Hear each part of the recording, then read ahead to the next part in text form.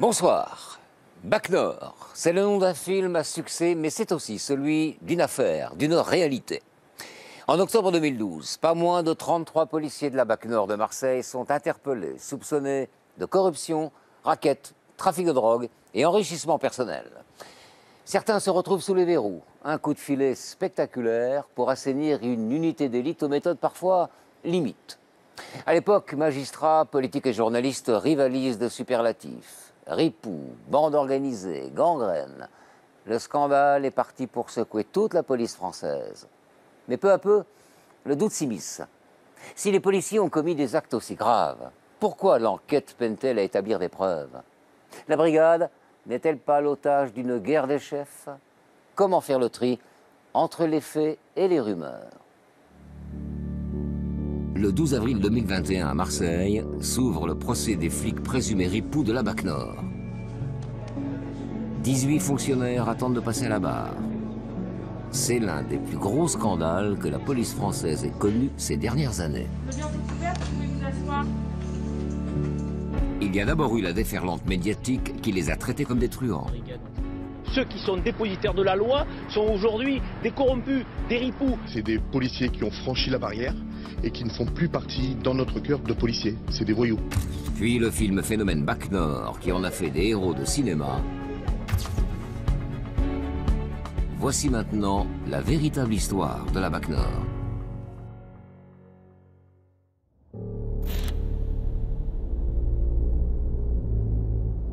Mardi 2 octobre 2012, 9 h du matin à Marseille, un coup de filet se prépare.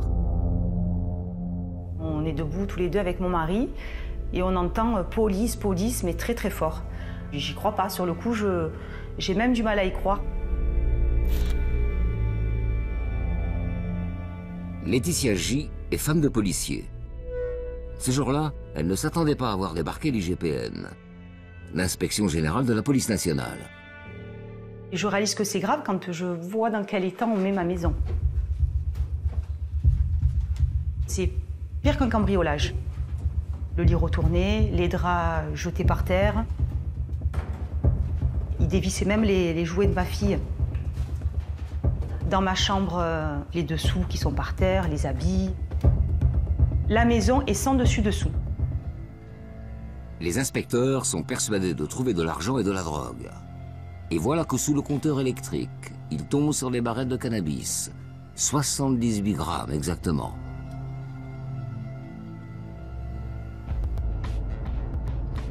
Au même moment, dans Marseille, les domiciles de 3 autres policiers sont perquisitionnés. Tous appartiennent à la brigade anticriminalité des quartiers nord de la ville, la Bac Nord. La police des polices fouille ensuite le commissariat de la brigade. Les enquêteurs s'intéressent d'abord aux vestiaires. Dans les casiers, ils trouvent de l'argent liquide, des bijoux, un sac de luxe de contrefaçon et 400 grammes de résine de cannabis. Puis ils inspectent les faux plafonds et là, ils découvrent encore des sachets de hashish. 33 policiers sont suspendus, la moitié des effectifs de la Bac Nord. Un cataclysme dans la police marseillaise.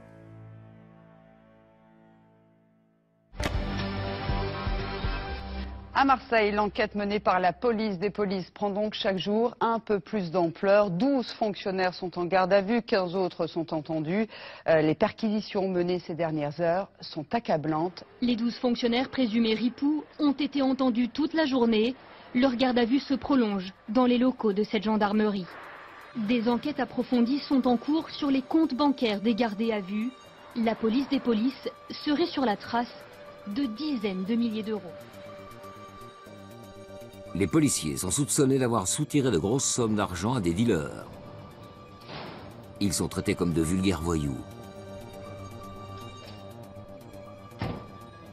Dans la foulée, le procureur de Marseille organise une conférence de presse.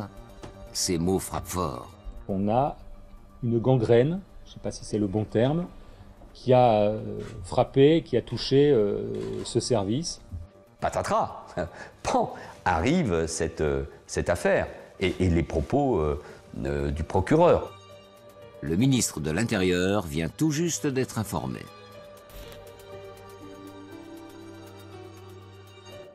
Les faits sont particulièrement graves et donc je prends conscience du choc que cela peut procurer. Mais il n'y a pas d'autre choix que de prendre des décisions fortes. Manuel Valls décide aussitôt de dissoudre la BAC Nord. Une mesure exceptionnelle. Devant les journalistes, le ministre use lui aussi des mots les plus durs. Il n'y a pas de place dans la police pour ceux qui se détournent des règles, pour ceux qui salissent l'uniforme de la police. Merci. Mon souci, c'est qu'on comprenne que l'action de la police sur Marseille, en général, mais sur Marseille, ne va pas être entravée, entachée, salie par ces agissements. Les 12 policiers incriminés passent 4 jours en garde à vue, un délai habituellement réservé au grand banditisme. Puis le couperet tombe, 7 d'entre eux partent pour la prison. À l'intérieur du véhicule, encadré par des enquêteurs de l'IGPN, un policier de la BAC. Il quitte le palais de justice pour la prison, comme 6 autres de ses collègues.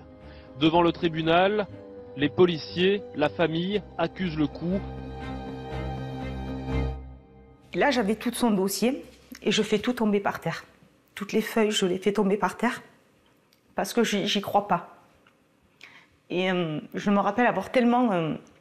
j'ai pleuré et j'ai appelé mon père parce que je ne croyais pas à ce qui était en train de se passer. Les chefs d'accusation sont lourds. Vol et raquettes en bande organisée, trafic de drogue et violence aggravée. Ils risquent 20 ans de prison. Que s'est-il passé pour que la BAC Nord, considérée jusque-là comme la meilleure BAC de France, soit décimée du jour au lendemain? S'entendre dire qu'il a sale l'uniforme, c'est la pire des insultes. Ces flics sont-ils vraiment des ripoux? Ou ne font-ils que répondre à la pression de leur hiérarchie? Il fallait bricoler, il fallait parfois mentir pour arriver à mener notre mission de policier de terrain. Ils ne sont pas cadrés. Ils ne sont pas cadrés par la hiérarchie intermédiaire, par les officiers. L'affaire de la BAC Nord, c'est aussi l'histoire de fonctionnaires victimes d'un conflit à la tête de la police marseillaise. Il y a cette guerre de chefs, on savait que tôt ou tard ça allait déraper. Oui.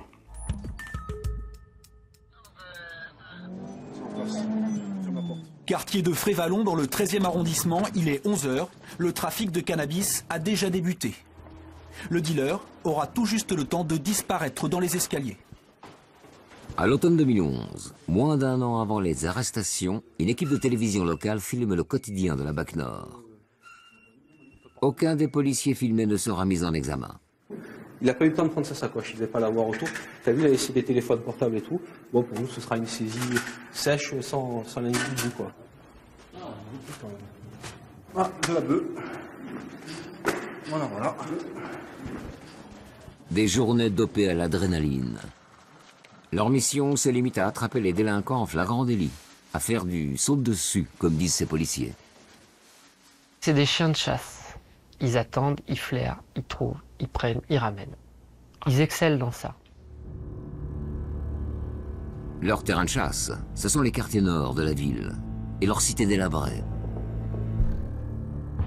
Là où se concentre la pauvreté. Le trafic de cannabis y prospère, à ciel ouvert. À cette époque, le brigadier-chef Lamola côtoie la BAC Nord sur le terrain.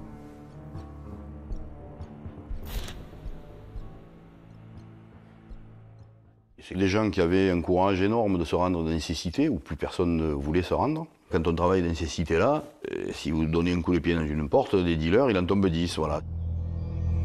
Dans ces quartiers, une guerre des territoires fait rage entre trafiquants.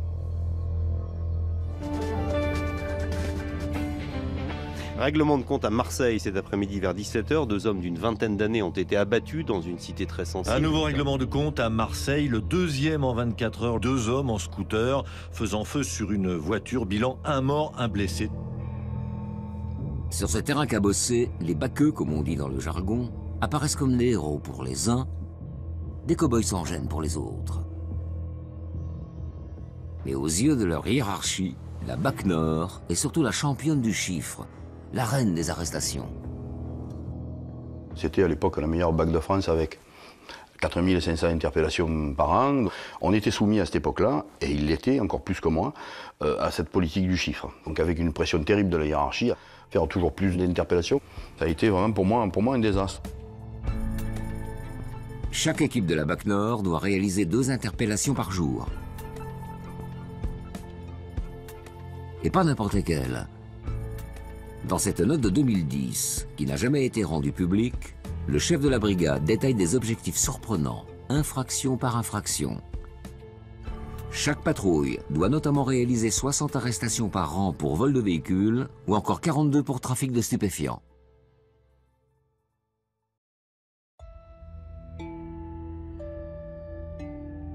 Mais pour surprendre un délinquant la main dans le sac, il leur faut beaucoup de chance. Ou alors, pour certains, recourir à des procédés illégaux.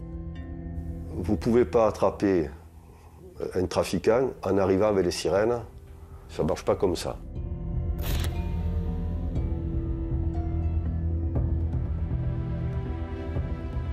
Illustration en janvier 2012.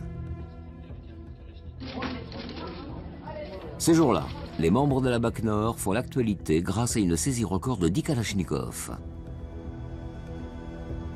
Officiellement, ils sont tombés par hasard sur la voiture transportant cet arsenal. En réalité, ce tour de force a été réalisé grâce à un indique. Or, la BAC, spécialisée dans le flagrant délit, n'a pas le droit de recourir à des indiques.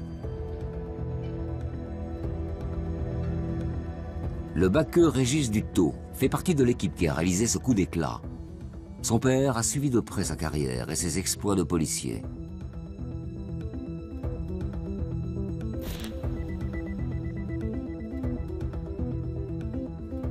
Il se souvient du concert de louanges qui a salué la saisie des Kalachnikov. Bon, là, les autorités se sont félicitées de cette opération. Il y a eu une conférence de presse, il y avait le procureur d'Alès, il y avait le préfet de police, il y avait tout le monde.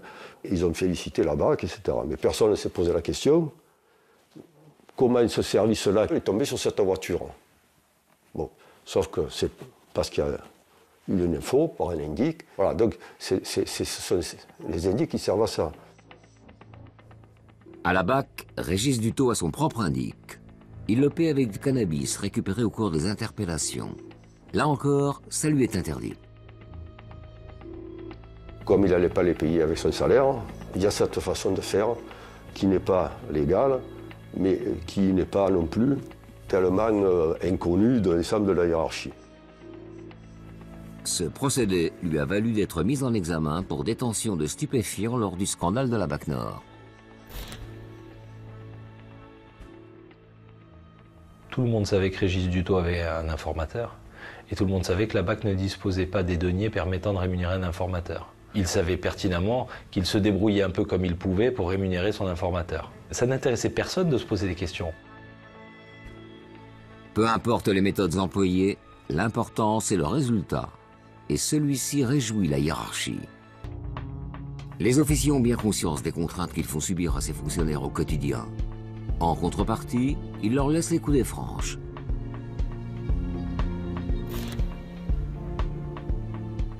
On les contrôle pas, on les recordera pas, vous faites vos chiffres, allez c'est bon. Voilà, vous faites des belles affaires, allez c'est bon. Dans cette ambiance de laisser-aller, les fonctionnaires de la BAC négligent de rédiger les procès-verbaux quand ils saisissent de petites quantités de cannabis. Quand vous courez après un délinquant, que vous l'avez perdu parce qu'il est monté dans les étages et que vous ne savez pas où il est rentré, et qu'il a lâché sa sacoche avec 3 barrettes de shit, eh ben, vous avez pris la barrette de shit, vous l'avez laissée dans votre casier, et de ne pas avoir fait un PV de saisie, un PV de destruction, et de ne pas avoir perdu 3 heures à taper les procédures, et eux, ils préféraient rester dans la cité pour essayer de trouver d'autres mises en cause. C'est comme ça que les baqueux se seraient retrouvés avec du cannabis plein les vestiaires. Il y avait évidemment toute une procédure à faire, de la remettre à un collègue qui était chargé de récolter les scellés. Le problème, c'est que lui, comme l'ensemble des policiers, était débordé, dépassé. Donc on mettait ça dans les tiroirs. Je vous dis, moitié négligence et moitié saturation. On en arrivait à avoir, au bout de quelques mois, des quantités assez importantes de résine de cannabis. Et puis, il n'y avait pas que la résine de cannabis. Certains objets scellés n'étaient pas acceptés par le parquet, nous disaient de détruire. Donc, je me souviens, moi, sur une affaire de casques de moto, il y avait une dizaine de casques de moto qui avaient été retrouvés neufs. On m'a demandé de les détruire, pas de les conduire sous scellés.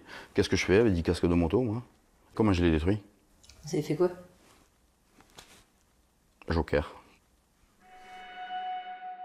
Cela expliquerait, selon les policiers, la présence de bijoux et de sacs de contrefaçon dans les casiers de la BAC Nord, au vu et au su de tous.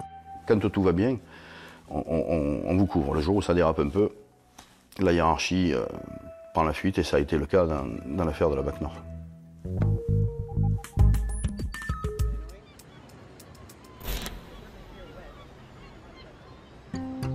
Les prémices du scandale remontent à l'automne 2009. 3 ans avant les arrestations dans le secteur de la Porte d'Aix. Tout est parti d'un militant associatif de ce quartier très pauvre du centre-ville.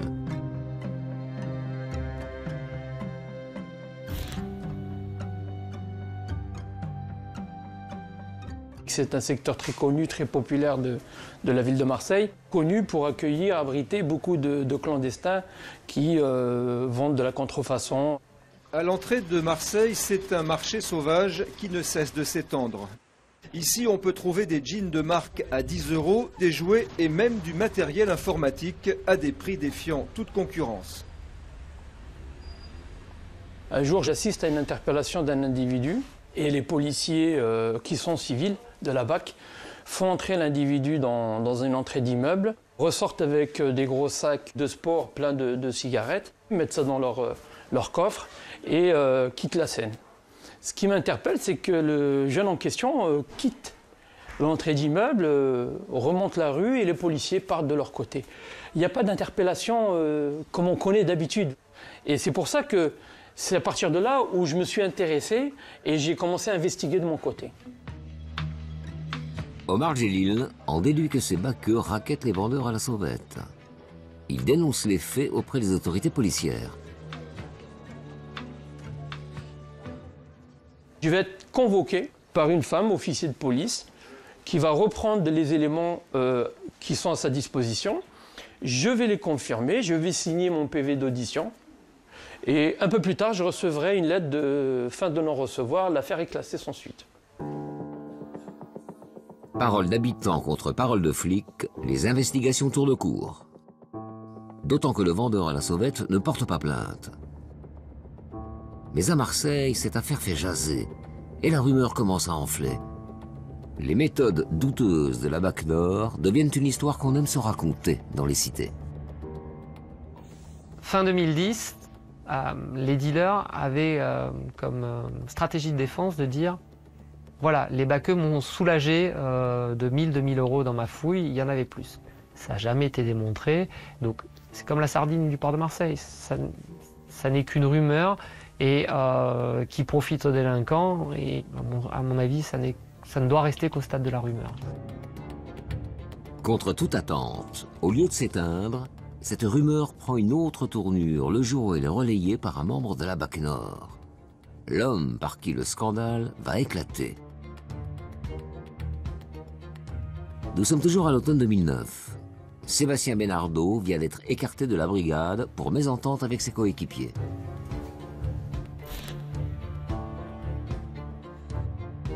Quand j'arrive à la BAC, il y avait déjà un groupe avec lequel je ne m'entendais pas du tout. Il y avait juste le fait que je suis une personne à part entière, que j'ai mon franc-parler. Je disais juste haut et fort tout ce que tout le monde pensait. L'esprit frondeur, le caractère zélé, le gardien de la paix Benardo est surnommé Zorro. Quand il intègre la BAC Nord en 2007, il réalise son rêve de môme. À titre personnel, c'était un challenge, c'était atteindre le meilleur de ma carrière. La BAC Nord, c'est là où tous les policiers qui ont ce goût de l'adrénaline, ce goût du travail accompli, se doivent d'aller. Sa mutation est d'autant plus dure à vivre. Lui reviennent alors en tête les petites combines de ses collègues sur lesquelles il aurait fermé les yeux. S'il y a moyen de récupérer un paquet de clopes pour aller éviter de l'acheter à 10 €, ben ils le font. Point. Et c'est pas de l'enrichissement personnel où ils récupèrent des 3, 4 000, des 10 000 euros. C'est des petites sommes au quotidien qui vous servent pour vos cigarettes. C'est juste pour éviter de sortir de l'argent de leur poche. Sébastien Benardo entend lui aussi les dealers se plaindre de raquettes. Il n'est jamais témoin direct, mais il se forge une conviction. Un dealer qui se fait alpaguer par un autre groupe de la BAC qui nous dit on m'a dépouillé ma sacoche, etc. Et, je vois pas l'intérêt de dire ça si ça n'a pas été effectif. Quand on allait dans le bureau du capitaine et qu'on lui expliquait ce qui se passait, il nous disait toujours oui, il faut pas croire tout ce que les délinquants vous disent, etc. Donc au bout d'un moment, effectivement, vous en avez marre, quoi. Donc voilà. Dès lors, le policier n'a de cesse de dénoncer ses anciens collègues. Pendant des mois, personne ne le prend au sérieux, jusqu'à sa rencontre avec un homme très haut placé.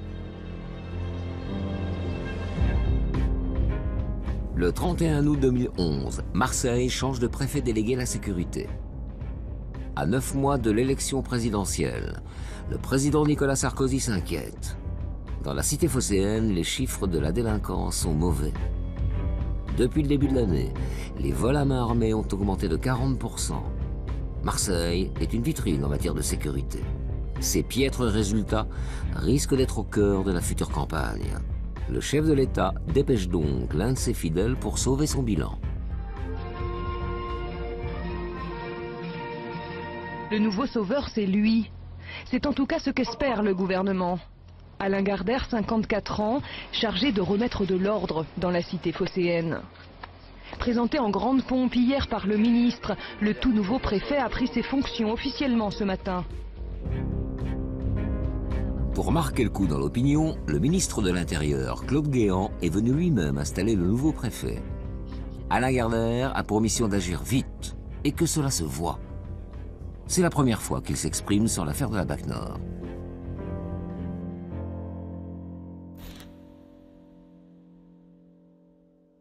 Malheureusement, à Marseille, à cette époque-là, la situation était très tendue dans la rue. Et les gens dans la rue, plus d'une fois, m'ont dit effectivement qu'il y en avait assez de ce qui se passait à Marseille. Donc j'ai essayé simplement de m'adapter à ce qu'on me demandait et de le faire le mieux du monde. Volontaire et direct. Un peu trop peut-être. Dès les premiers jours, le préfet agace les patrons de la police marseillaise. À l'entendre, on le prendrait de haut uniquement parce qu'il est issu de la préfecture de police de Paris. Les gens en province, parfois, on regarde la préfecture de police d'un air un peu jaloux et aussi envieux. Voilà, donc c'était pas forcément la chose la plus... ce qu'ont apprécié le plus les directeurs en place, quoi. Cette image me desservait plutôt que de me servir. Voilà. Le nouveau préfet a peu de prise sur les chefs locaux de la police. Il se sent entravé dans son action. Ces dissensions tournent au conflit avec un homme, le numéro 1 de la sécurité publique du département, Pascal Lal, le grand patron de la BAC Nord. D'un côté, une personnalité réservée, réputée de gauche, de l'autre, l'émissaire volcanique de la Sarkozy. Il y avait deux personnalités, deux idéologies, deux visions de l'institution et je pense des obédiences politiques qui s'opposaient aussi. Oui. Oui, il y avait de l'affrontement. En gros, ce que l'un proposait était désavoué par l'autre. Une semaine après sa prise de fonction, monsieur le préfet est invité à manger un couscous chez des habitants des quartiers nord. Il s'avère que je suis né en Algérie. J'ai vécu 6 ans. Et comme à Marseille, il y a beaucoup de gens qui sont issus de l'Algérie, ils sont venus spontanément me parler. Voilà. Et ils m'ont dit que parfois, les policiers, au quotidien, ne se comportaient pas bien vis-à-vis des dealers et leur prenaient parfois les produits stupéfiants ou leur argent. Ça m'a déstabilisé. C'est à ce niveau-là que j'ai décidé d'agir. Les accusations visent la BAC Nord. Alain Gardère sait pertinemment que cette unité fait la fierté de son adversaire, Pascal Lal. Alors, quelques semaines plus tard, quand le préfet reçoit un appel de l'ancien baqueux Sébastien Benardo, il le convoque immédiatement.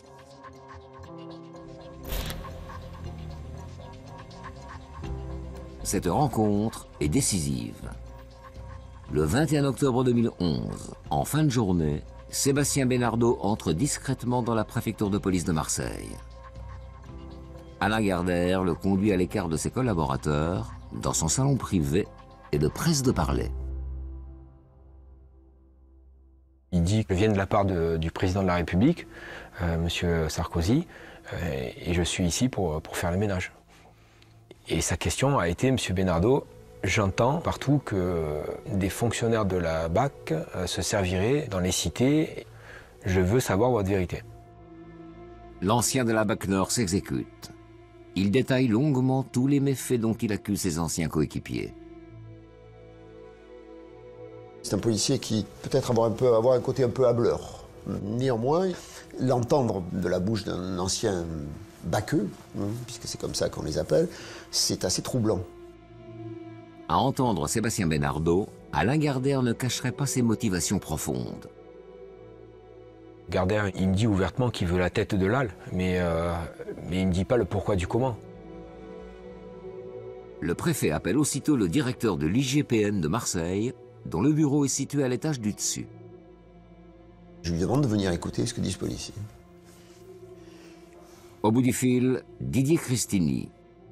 Ce commissaire divisionnaire descend immédiatement. Il connaît le préfet de longue date. Il se tutoie même. M. Christini, il est troublé comme moi, et il a une décision à prendre. Didier Christini annonce d'emblée qu'il s'empare de l'enquête.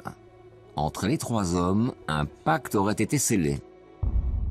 Ça se finit par une mise en garde du préfet en me disant « je vous demanderai de rester très discret ». Si on doit se voir, on ne se verra plus à mon bureau. Et M. Christini sera en charge de faire notre trait d'union, entre guillemets, entre vous et moi. Et c'est à lui que vous rendrez compte à chaque fois, et c'est par lui que je vous passerai des messages ou autres. Dès le lendemain, encouragé par le préfet, Didier Christini se met au travail. Il tient là l'enquête d'une vie.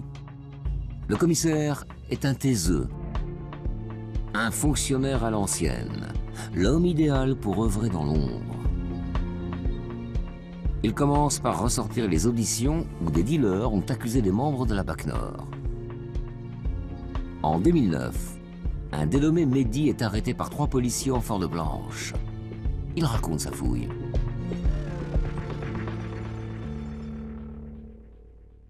Un policier a trouvé la somme de 400 à 500 € en espèces. Il a pris l'argent en le mettant dans sa poche en disant « C'est bon, tu n'as plus de sous ».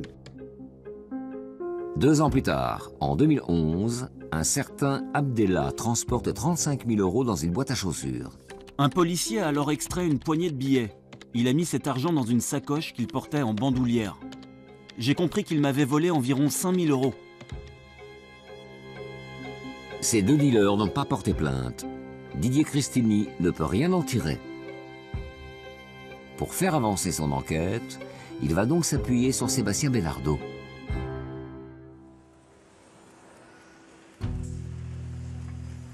Toutes les 3 semaines, les 2 hommes se donnent rendez-vous dans une brasserie à 10 minutes à pied de la préfecture de police de Marseille. On essayait d'être le plus discret possible parce qu'il ne fallait pas que des fonctionnaires de police puissent nous voir ou autres. On essayait toujours d'arriver chacun à des instants différents. M. Christini expliquait comment fonctionne la BAC. Les groupes, puis surtout, et sur quelles affaires on a pu voir des méfaits de certains fonctionnaires de la BAC. Le chef de l'IGPN de Marseille a aussi apporté des plans du commissariat des quartiers nord. Il a fallu lui expliquer où certains fonctionnaires cachaient ce qu'ils récupéraient. Il m'a expliqué exactement par rapport au casier où était planquée la résine de cannabis, etc., etc. Ils ne sont pas allés taper dans les plafonds par hasard. Hein. Je lui avais dit que cette planque était une planque sûre et certaine.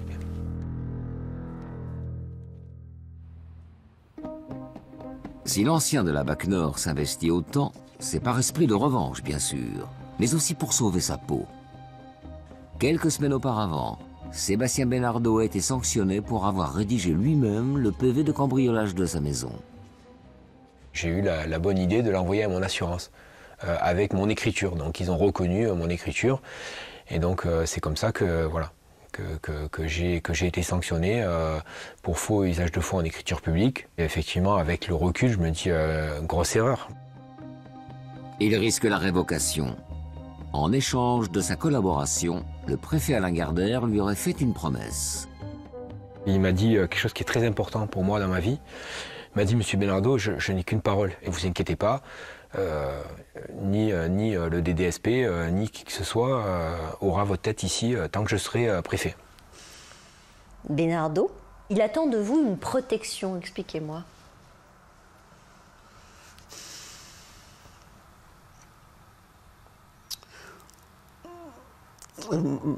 Alors, je regrette que cette affaire tourne autour du nom de ce policier. Au bout d'un moment, il a cherché on dirait, à tirer la couverture à lui. C'est pas péjoratif. Néanmoins, c'était un petit peu désagréable.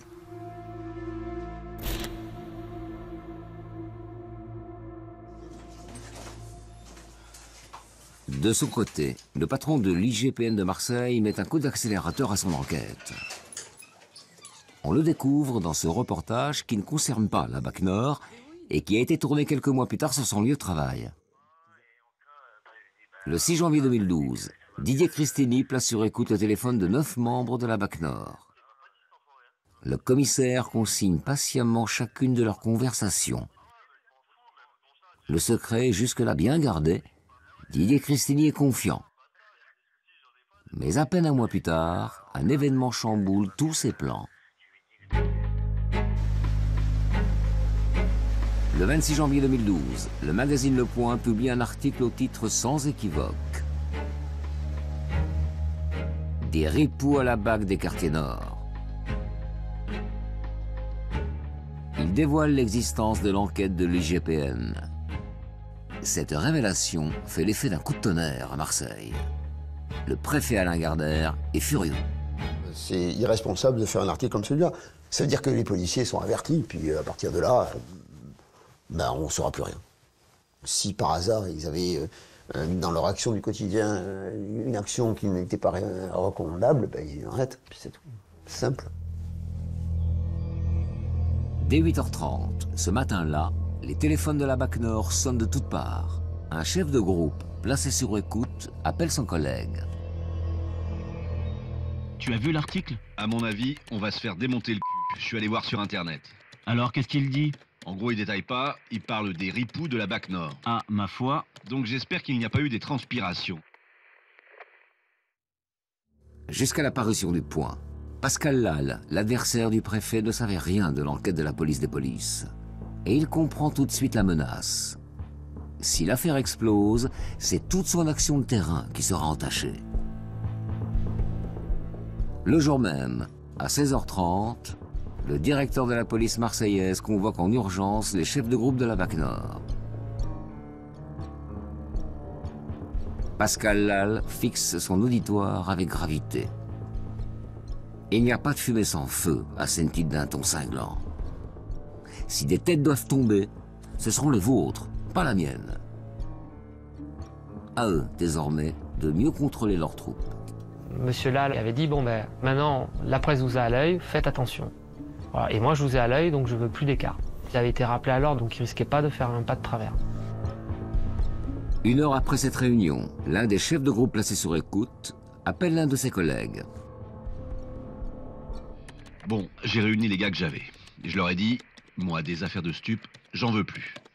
Déjà pour commencer. Ou alors carré. Si c'est pas carré, je prends pas. Le mec, il est interpellé, on fait comme d'habitude. On le ramène avec ce qu'il a, et puis c'est fini. Voilà. Bon, on parlera mieux demain. Le chef de l'IGPN accuse le coup.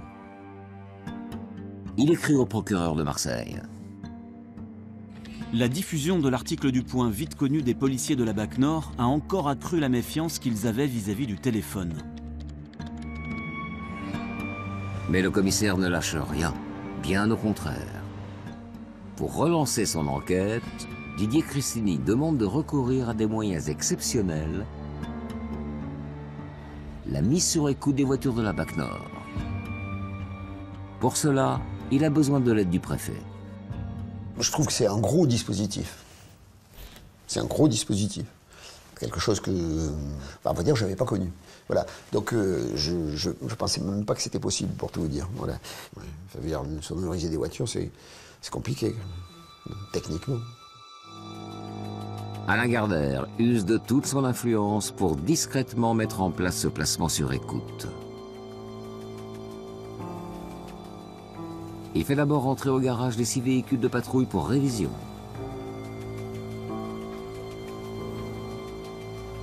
Il obtient ensuite l'envoi de Paris de techniciens du RAID, l'unité d'élite de la police nationale. Ces derniers profitent de la nuit tombée pour cacher les micros sous les tableaux de bord. Dans leur voiture, les baqueux se croiront à l'abri des oreilles indiscrètes. Parie alors l'IGPN. Ils se lâcheront. Seul problème, et il est de taille, les micros sont placés trop près du moteur. Les écoutes qui ont été faites d'abord au sein des véhicules, c'est à mourir de rire. Ils avaient des micros qui n'enregistraient à rien. Souvent, ils sont en train de rouler, il y a le gyro, il y a le 2 tons, il y en a un qui parle, l'autre qui prend la radio. Lorsqu'on entendait quelque chose, ça n'était pas forcément audible, ça n'était bien évidemment pas du langage de procès-verbal ou de magistrat instructeur, c'est du langage, j'allais dire, de collègues de travail, dans un environnement particulier, bruyant, etc. Malgré ces difficultés, le chef de la police des polices de Marseille retranscrit en personne tout ce qu'il entend, ou plus exactement, ce qu'il croit entendre, car il s'avère qu'il va souvent se tromper. Ce sont ces retranscriptions qui vont mener le fils de Joël Dutot en prison. Chaque fois que je parle de cette affaire, ça me bouleverse parce que toute la famille a été traumatisée de voir que un de nos fils est traité comme un voyou, et puis le sentiment d'impuissance. Quand son fils est écroué, la vie de Joël Dutot s'arrête net. Cet ouvrier à la retraite n'est pas un familier des dossiers judiciaires, mais il a une obsession, démêler le vrai du faux de cette histoire. Il faut que je me mette à comprendre qu'est-ce que c'est cette affaire-là. Voilà, je veux savoir. Il y a mon fils, mais il n'y a pas que mon fils. Ça me paraît une affaire... J'ai étudié toutes les transcriptions. Toutes. Tous les rapports de l'IGPN. Donc il a fallu que je passe des jours et des nuits à comprendre, à noter, à revenir, etc., me faisant expliquer, me faisant aider. Joël Dutot étudie les procès-verbaux de l'IGPN. Il les compare avec les auditions des policiers mis en examen. Il découvre alors que certaines retranscriptions comportent des erreurs, des fautes d'interprétation confirmées par le dossier d'instruction. Comme ce 18 juillet 2012 à 16h43. Des agents de la BAC viennent de remonter dans leur voiture après un contrôle d'identité. Ils ont ramassé quelque chose par terre. Le chef de l'IGPN ignore ce qu'ils ont récupéré, mais voici les propos qu'il devine dans le brouhaha. Alors ? Demande le conducteur. Pas terrible. Répond son collègue. Et puis il ajoute. 500, tu vas voir. Le conducteur. Tu nous passes ? L'IGPN imagine alors que les policiers sont en train de se partager un butin de 500 €. En réalité, voici ce qui se dit ce jour-là. Alors ? Pas terrible. Tiens, 100, tu vas voir. Ce n'est pas de l'argent, mais un petit sachet de marijuana que le policier tient dans sa main et fait sentir à son collègue. Un sachet sans grande valeur qu'il jette ensuite par la fenêtre. Il y a énormément de tronçons qui ont été considérés comme audibles qui ne l'étaient pas. Il y a des morceaux de phrases qu'on a complétés et il y a des morceaux de phrases qu'on a tronqués. C'est-à-dire que la police des polices, quand elle n'avait pas les éléments, se les est fabriqués. Au moment où Didier Cristini fait ses retranscriptions, il a tellement de mal à entendre ce qui se dit dans les voitures qu'il demande l'aide d'un laboratoire spécialisé en analyse acoustique.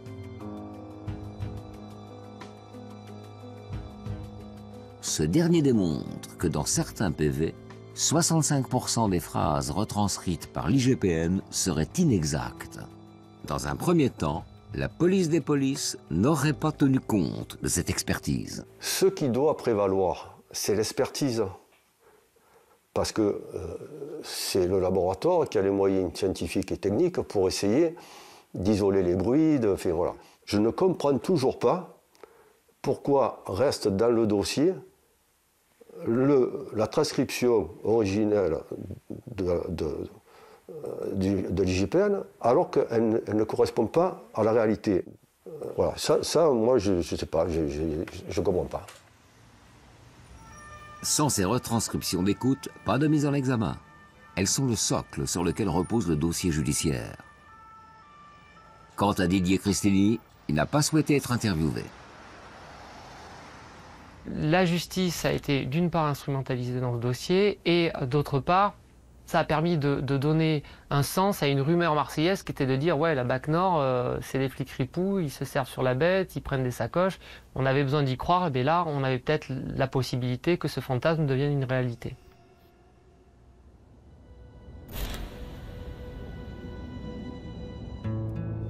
Revenons à l'automne 2012, après la série d'arrestations. Les 7 policiers de la BAC incarcérés passent près de 3 mois en détention provisoire. À leur sortie de prison, ils retournent au travail dans les rangs de la police, à l'exception de 3 d'entre eux qui sont révoqués, dont le mari de Laetitia J, licencié pour avoir payé son indique avec du cannabis. Ah ben il a pleuré, hein. Ah oui, ça a été terrible pour lui. La révocation, pour lui, à mon avis, lui, c'est son pire jour. Autant moi, ça a été la perquisition, l'entrée en prison, tout ça. Lui, je pense que la pire des choses, ça a été la révocation. Il n'y croyait pas du tout. C'est pas possible d'être lâché comme ça. Pour certains, ils en veulent toujours à l'administration, de ne pas les avoir protégés. Voilà, de les avoir mis sur la voie publique, de les avoir fait travailler sur la voie publique, et une fois qu'ils ont été en difficulté, au lieu de les aider, de les avoir enfoncés encore plus. Les policiers de terrain ont été les seuls à être sanctionnés. Aucun officier n'a été inquiété par la justice. Aucun n'a subi de sanctions administratives. Pascal Lal, l'un des chefs de la police marseillaise, est monté en grade.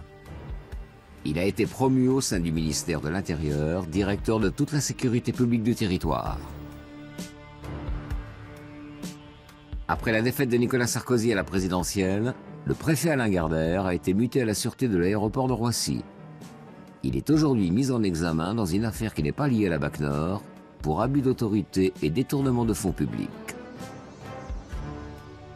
Quant à l'ancien baqueux, Sébastien Benardo, à l'origine des dénonciations, il n'a pas réussi à sauver son matricule. Il a été lui aussi révoqué de la police. Fin avril 2021, au dernier jour du procès de la BAC Nord, au tribunal correctionnel de Marseille. Après 9 ans d'instruction, aucune trace d'enrichissement personnel n'a été trouvée, ni de racket en bande organisée. Les 18 policiers sont jugés pour détention de stupéfiants, vol de cigarettes et pour l'un d'entre eux, du vol de 540 €. Là, rien n'était retrouvé, il n'y a pas eu d'enrichissement personnel. Ils sont déontologiquement parfois à côté de la plaque. Ils sont procéduralement parfois à côté de la plaque. Je suis d'accord, les barrettes, ok. Mais au final, on a la police qu'on peut. À l'issue du procès, 7 policiers sont relaxés, 11 condamnés à des peines allant de 2 mois à 1 an de prison avec sursis. À la sortie, la pression retombe enfin.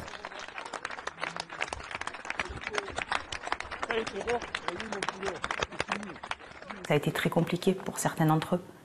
Il y en a certains qui s'en sont de toute façon jamais remis. Il y en a même qui se sont séparés. Mais je ne pense pas qu'ils s'en remettront un jour de ça. Je me dis, mais quel gâchis humain pour ces gens-là, pour les fonctionnaires, et les familles. 10 ans, où vous attendez 10 ans pour en arriver là. C'est dommageable, oui. C'est dommageable. C'est dommageable. C'est une mauvaise affaire pour tout le monde. Pour la police, pour les policiers, une mauvaise affaire. C'est une très mauvaise affaire. Mais 11 ans plus tard, qu'est-ce que les gens ont retenu? Cette affaire n'est pas encore finie.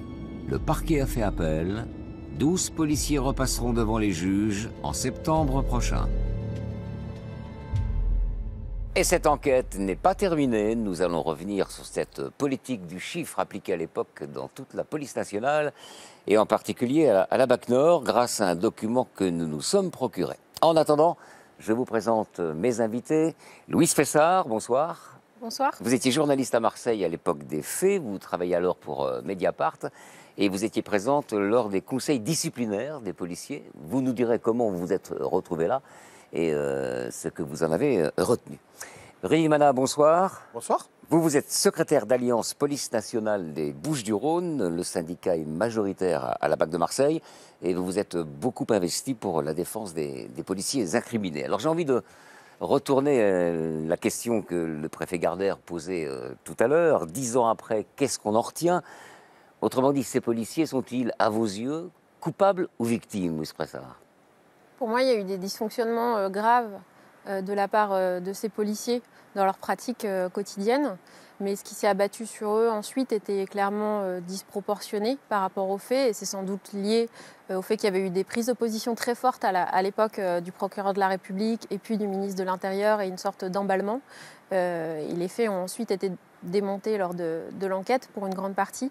Mais le principal problème, c'est que comme d'habitude, comme souvent dans ces affaires de police, comme c'est le cas aussi dans les affaires de violences policières, on s'attaque plutôt à quelques fonctionnaires qui sont considérés comme des brebis galeuses plutôt que de poser les questions de fond. Et ce qui est dommage, c'est que suite à cette affaire, les questions de fond n'ont pas vraiment été posées, c'est-à-dire comment on intervient dans les quartiers, comment on fait face à des trafics de stupéfiants qui sont aussi colossaux et qui minent la vie des habitants et des habitantes des quartiers. Et là-dessus, la France est restée sur une position uniquement répressive et que ces questions de fond-là n'ont pas été ensuite posées. Rémi Mana, même question. Victime ou coupable? Vous savez, je suis policier, donc je considère que c'est des grandes victimes. Effectivement, ils ont été victimes d'un système. Ils ont été victimes d'hommes qui se faisaient une guerre. Et j'ai envie d'avoir une pensée, moi, aujourd'hui, pour tous ces policiers qui souffrent, et surtout leurs familles, qui souffrent depuis 10 ans. Et quand on voit le reportage que vous avez fait, et d'ailleurs je vous félicite pour ce reportage, parce qu'enfin, un reportage qui dit la vérité. Enfin, un reportage qui dit des choses que les policiers savaient. Et pourtant, les policiers de la BAC ont refusé d'intervenir dans le documentaire. Bien sûr, il y a un appel en cours, Ouais. ça va passer à la fin du mois de septembre. Vous comprenez bien que la justice va encore passer par là, continue à faire son travail, et ces policiers ne peuvent pas aujourd'hui intervenir. Alors, est-ce qu'on ne doit pas prendre parfois justement quelques libertés avec les règles lorsqu'on travaille sur un terrain aussi difficile que les quartiers nord de Marseille? En d'autres termes, est-ce que la fin justifie parfois les moyens? Vous savez, on est dans les quartiers nord de Marseille, et c'est la BAC Nord de Marseille. Ce sont des quartiers extrêmement difficiles. J'ai jamais vu personne faire une omelette sans casser des œufs. Aujourd'hui, quand on veut travailler avec ces gens-là en face de nous, si on arrive en leur disant « Messieurs, mettez-vous sur le côté, on va vous contrôler », ça ne fonctionne pas. Si on croit qu'on va arriver dans une cité, qu'on va faire 3 kilos de produits stupéfiants, comme ça, par hasard, ça ne marche pas. Aujourd'hui, il y avait un système qui était mis en place, c'est-à-dire qu'on avait besoin d'indics pour travailler dans la police. On a toujours besoin d'indics. Mais dites-moi, la BAC a le droit d'avoir des indics? Bien sûr, mais alors, comment fait-on?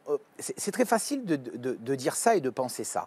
Pourquoi? Ces policiers de la BAC avaient fait des affaires exceptionnelles, avec une affaire, où ils avaient levé 10 armes de guerre, on les avait grâce à des indics. Et là, tout le monde applaudissait des deux mains, tout le monde donnait des lettres de félicitations et tout le monde disait c'est les meilleurs policiers de France, parce qu'il faut le rappeler, c'était la meilleure BAC de France au niveau des résultats. Donc vous en avez quand même, vous n'avez pas le droit, mais vous en avez quand même. Bien sûr qu'on a besoin d'avoir des indics, c'est ça la vie de la police, c'est ça la vie l'insécurité en France, on ne la combat pas en arrivant dans des cités et en pensant qu'on va interpeller les gros dealers. C'est pas possible. Il y a une fin qui justifie les moyens. On demandait effectivement, il y avait une politique du chiffre à l'époque. On y reviendra sur la politique du chiffre. Et il est évident que quand on veut faire des belles affaires, on a besoin d'avoir des informations. Et les informateurs demandaient parfois des contreparties. Et effectivement, ces policiers, en première instance, certains ont été condamnés parce qu'ils donnaient des barrettes de shit à des informateurs qui permettaient de faire des belles affaires. Mais quand la police dit qu'elle n'est pas au courant de ça, c'est pas vrai. C'est pas vrai. Tout le monde est au courant de ça dans le système policier. Louis Spessard, vous étiez spécialiste des questions de police, justement. Alors, on a vu que Marseille bruissait de rumeurs sur les méthodes de la BAC Nord. Les policiers auraient gardé pour eux de la marchandise de contrebande, saisie, de la drogue, des coupures de billets. Est-ce que vous avez recueilli des témoignages allant dans ce sens? Est-ce qu'il s'agissait seulement de rumeurs ou d'une réalité? Non, moi, je n'ai pas recueilli de témoignages allant dans ce sens.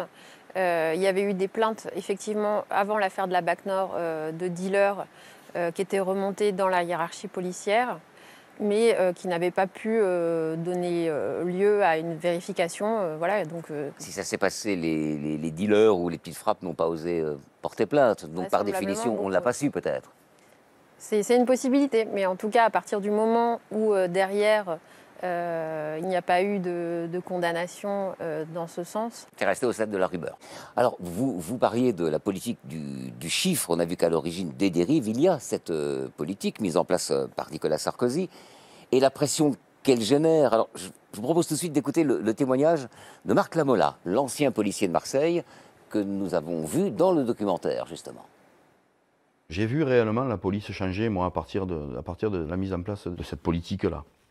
On a réellement vu les services se fourvoyer, les missions être dénaturées et avoir malheureusement des policiers qui adhéraient complètement à cette politique pour l'obtention d'une prime dérisoire qui varie entre 500 et 1000 euros par an. Voilà. Donc ça a été vraiment pour moi un désastre. Et de voir la police que j'ai aimée se paupériser de cette manière-là, parce que je pense que c'est une paupérisation du service public. Et de voir les missions, notamment de la BAC, être totalement dénaturées. Ça fonctionne encore aujourd'hui comme ça. Aujourd'hui, on quantifie l'efficacité de la police par rapport au nombre d'interpellations et au nombre de procès-verbaux relevés. Voilà, il faut interpeller, pour faire du chiffre, et que ces chiffres soient présentés tous les lundis en préfecture et qui remontent jusqu'au ministère. La police est devenue un enjeu électoral. Alors, avant de vous faire réagir, j'ai en main la note de service que l'on voit dans le documentaire, celle qui fixe aux policiers des objectifs en affaires. Ça, c'est l'expression, objectif en affaires. Alors, c'est en 2010. Chaque groupe de policiers doit intervenir 17 fois par an pour des vols avec violence, 12 fois par an pour des vols avec effraction, 60 fois par an pour vol véhicule et 2 roues et 25 fois par an pour recel. Alors, évidemment, quand on part sur ce poste-là, c'est un peu compliqué. Si on n'atteint pas les objectifs, comment on fait? Alors déjà, ces notes de service, elles n'ont plus lieu d'être dans la police. Elles n'existent plus en des termes si précis. Mais Marc Lamola l'a bien dit, on est toujours jugé en fonction des chiffres qu'on va faire, surtout quand on est en bac. Il ne faut pas se leurrer. Alors, vous allez avoir des meilleurs fonctionnaires qui ont 70 interpellations par mois, mais des interpellations qui sont un petit peu bidons. Et vous allez avoir les mecs qui vont faire 25 cambriolages, qui sont des interpellations qui sont extrêmement intéressantes et très difficiles à effectuer, et qui, eux, vont être moins bien jugés, parce qu'effectivement, ils vont rapporter moins d'interpellations. Ça, c'est le système qui dérive dans le mauvais sens. Ça n'existe plus, vous me dites. Mais à l'époque des faits de la BAC Nord, ça existait. Oui, ça existait parce que c'était le début de cette politique du chiffre, effectivement mis en place par Nicolas Sarkozy à l'époque. Alors, moi, ça me laisse penser qu'en faisant des choses comme ça, on ne fait pas confiance aux policiers. Croyez bien que si on voit des individus au volant d'un véhicule volé, on ne va pas les laisser passer. Si on voit des individus qui sont en train de cambrioler un appartement, on ne va pas le laisser passer. On n'a pas besoin d'avoir des chiffres et des statistiques pour travailler. Les policiers sont fiers de leur métier et ils ont envie de faire ce pourquoi ils sont payés. Louis Spessard, vous avez assisté, je le disais tout à l'heure, au conseil disciplinaire devant lequel les policiers en question incriminés ont été traduits. Comment vous êtes-vous retrouvée dans cette intimité professionnelle et policière? C'était assez inédit. Il faut savoir que les conseils de discipline ne sont pas ouverts à la presse, normalement. Mais il y a la possibilité pour les policiers en fait, de faire intervenir des personnes en tant que défenseurs ou défenseuses. Et donc ces personnes, ça peut être n'importe qui. Ça peut être classiquement un avocat ou un syndicaliste, mais ça peut être aussi un ami. Et dans ce cadre-là, en fait, c'est dans ce cadre-là que par une sorte de faille, en fait, que j'ai pu assister à ces conseils de discipline en tant qu'observatrice. Et moi, j'ai fait derrière mon travail de journaliste, c'est-à-dire de rapporter ce que j'avais vu et entendu surtout. Alors précisément, qu'avez-vous vu, qu'avez-vous entendu, quelle était l'ambiance, le comportement des policiers et leur hiérarchie? C'était une ambiance très très tendue puisque ces policiers y jouaient leur vie professionnelle lors de ces conseils de discipline. C'est des policiers qui, 1 an avant, avaient vécu pour certains 2 mois et demi de détention avant de pouvoir ensuite, après plusieurs mois de suspension, reprendre des fonctions policières à l'extérieur de Marseille la plupart du temps. Et donc c'était vraiment une ambiance très tendue. D'ailleurs, normalement, ces conseils de discipline sont paritaires, c'est-à-dire qu'il y a la moitié de représentants de l'administration, enfin de la hiérarchie, et la moitié de représentants du syndicaux du personnel. Et les syndicats avaient refusé de siéger lors de ces conseils de discipline. Donc, pourquoi? Pardon de vous couper, mais pourquoi? Puisque le syndicaliste est là. On savait qu'on allait à la boucherie. On avait bien conscience qu'on allait à la boucherie. On savait qu'on voulait massacrer ces policiers administrativement. Et d'ailleurs, je vous donne une petite anecdote, c'est que ces 7 policiers, quand ils sont sortis de prison, la juge a commencé à étudier l'affaire et franchement, la justice, pour le coup, a très bien joué son rôle. Et elle avait décidé, à la sortie de leur prison, de les réintégrer dans des services en dehors, effectivement, comme le dit Louise Fessard, de Marseille, du département. Eh bien, vous savez quoi? L'administration police, alors que la décision de justice était tombée, a mis 3 mois et demi à les intégrer dans un service hors département. Et pendant ces 3 mois et demi, ils leur ont interdit de travailler et ils touchaient 0 €. Alors justement, Louise Fessard, vous avez senti des vies brisées. Ça vous a marqué, ça? Vous, voir des policiers en pleurs, peut-être pour certains? Oui, forcément, de voir quelqu'un en pleurs, oui, ça marque. Oui, surtout quand c'est des personnes qui sont... un peu des bonhommes, quoi, quand même. Dites-moi, Rudy Mana, ça me traverse l'esprit, comment ça se passe? Les policiers qui sont en prison peuvent croiser des délinquants qu'ils connaissent. Ils étaient à l'isolement. Comment ça se passe dans ces cas-là? Déjà, ils étaient à l'isolement. Vous avez bien compris que c'est l'enfer. Parce que immédiatement, tout le monde sait qu'il y a un flic de la BAC Nord qui arrive dans cette prison. Donc, ils ne pouvaient pas dormir la nuit. On hurlait leurs noms, on hurlait leurs prénoms, on tapait sur les murs.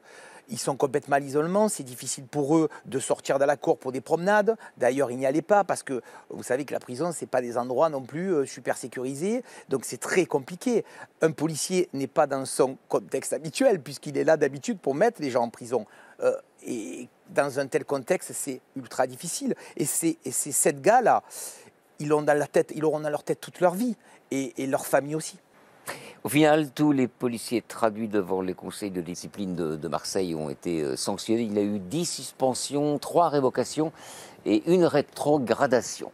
Voilà, toute cette affaire a inspiré, vous le savez, le film BAC Nord de Cédric Jimenez, sorti en salle l'an dernier, qui a fait d'ailleurs un très bon score au box-office avec 2 200 000 entrées dans une période pourtant sinistrée par le Covid. Tu sais quoi, on sert à rien. On sert plus à rien. Les habitants des quartiers, ils ont même plus l'espoir qu'on vienne les aider, c'est fini. Arrête-toi! Arrête-toi! Arrête-toi, discute! Individu en fuite! Tu serais qui, toi? Tu serais pas ton insigne? Tu serais quoi? Tu serais quoi? Tu serais rien? Précisons que certains policiers impliqués ont servi de conseillers techniques à l'équipe et pour l'équipe du film. Alors, Rudy Mana, proche de la réalité ou pas, ce film?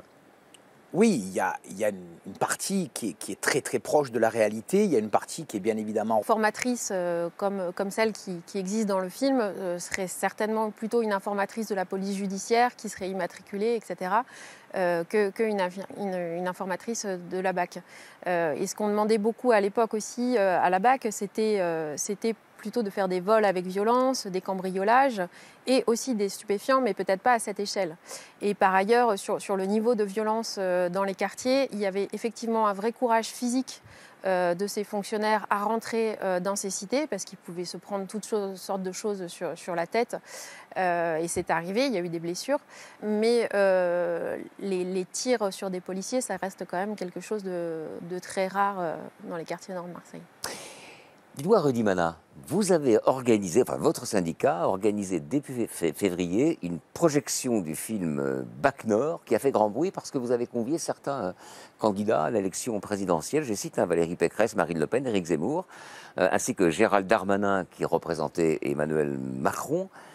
Quel était le but de cette projection? Alors déjà, on a convié tous les candidats à l'élection présidentielle, sauf un, Jean-Luc Mélenchon, par rapport à ses propos ignobles sur la police. Tous les autres candidats étaient conviés, tous. Certains ont décliné l'invitation et d'autres l'ont accepté. Le but, c'était de faire un grand oral de la sécurité, de savoir un petit peu ce qu'ils pensaient pour l'avenir des policiers, ce qu'ils pensaient pouvoir nous apporter s'ils étaient élus ou réélus. Et vous comprenez que l'équipe du film est hurlée à la récupération politique? Franchement, je vous le dis très honnêtement, hein, la police, nous, on ne fait pas de politique. Nous, on a envie d'avoir des élus, des gens qui nous respectent, qui nous aident et qui nous aiment. Les policiers ont besoin d'être aimés. On ne demande pas grand-chose, on demande de la reconnaissance. On demande juste à être aimé. Oui, c'est ça. Qu'est-ce que vous pensez de tout cela? Cette initiative, et puis ce qu'elle a donné? Moi, je voudrais revenir un peu quand même sur le film parce qu'il y a quand même un aspect qui m'a gênée, c'est le fait qu'il mêle des extraits, par exemple des conférences de presse du procureur de la République de l'époque ou du ministre de l'Intérieur de l'époque avec cette fiction. Ça donne le sentiment en fait que pour des personnes qui ne seraient pas bien renseignées, que c'est effectivement ainsi que les faits se sont passés et ce n'est pas le cas non plus. Alors, on a convié l'équipe du film qui n'a pas souhaité venir nous répondre. Rudy Mana, vous êtes toujours en contact avec des policiers impliqués dans cette affaire? Et si oui, comment vont-ils?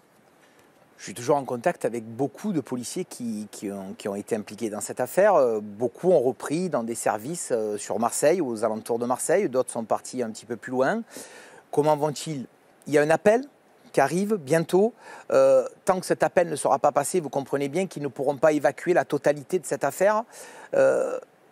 Ils essaient en tout cas de continuer à exister. Et je peux vous dire qu'il y a certains d'entre eux qui ont repris le travail aussi, comme avant, alors qu'ils auraient pu être dégoûtés par ce système-là. Et certains d'entre eux ont repris le travail exactement comme avant. Et je peux même vous dire qu'il y a des gens, une personne qui a été révoquée et qui gagne beaucoup plus aujourd'hui dans ce qu'il fait, puisqu'il est infirmier. Et si on lui disait aujourd'hui, tu reviens dans la police et tu vas gagner beaucoup moins, je suis sûr qu'il pourrait presque revenir dans la police parce que c'était sa chair, c'était son sang, c'était son cœur. Et on y a coupé tout ça, tout simplement parce qu'il faisait son travail de policier.